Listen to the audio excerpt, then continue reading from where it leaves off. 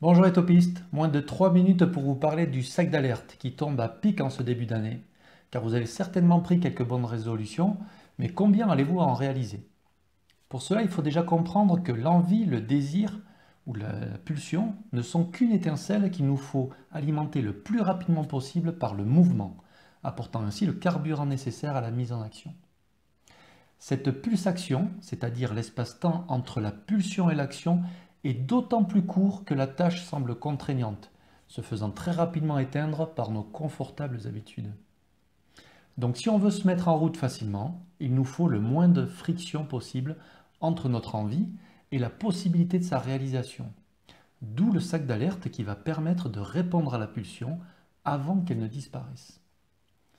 Pour vous parler concret, je vous donne un exemple perso, car vous avez bien compris que j'applique ce que je vous partage dans mes vidéos.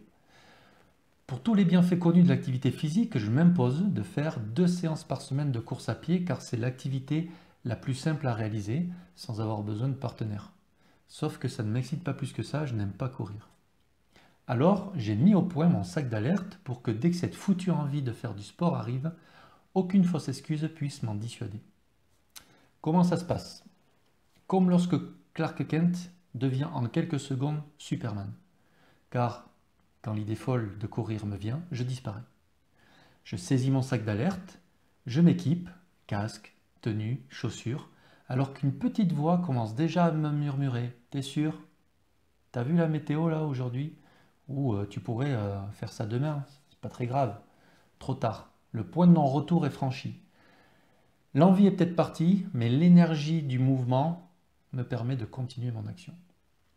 Prévenez quand même votre entourage, car au début, ça peut surprendre. Si vous deviez faire, vous, votre sac d'alerte, à quoi il correspondrait? Peut-être avoir des fruits à disposition pour que lorsque vous vient l'envie de grignoter, vous preniez plutôt cela au lieu de barres céréales ou de chips.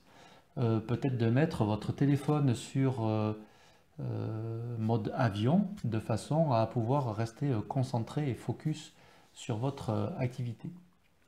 Pour ma part, j'en retire un double bénéfice, celui déjà de me maintenir en forme et surtout celui de pouvoir me mettre en action malgré le chant des sirènes. Donc je vous laisse réfléchir à votre sac d'alerte. Prenez l'action pour habitude en la rendant beaucoup plus facile. Et souvenez-vous, moins de friction, plus d'action. Ma vidéo étant terminée, je pense que là j'ai peut-être un petit créneau pour aller courir. Ouais, faut pas que je tarde.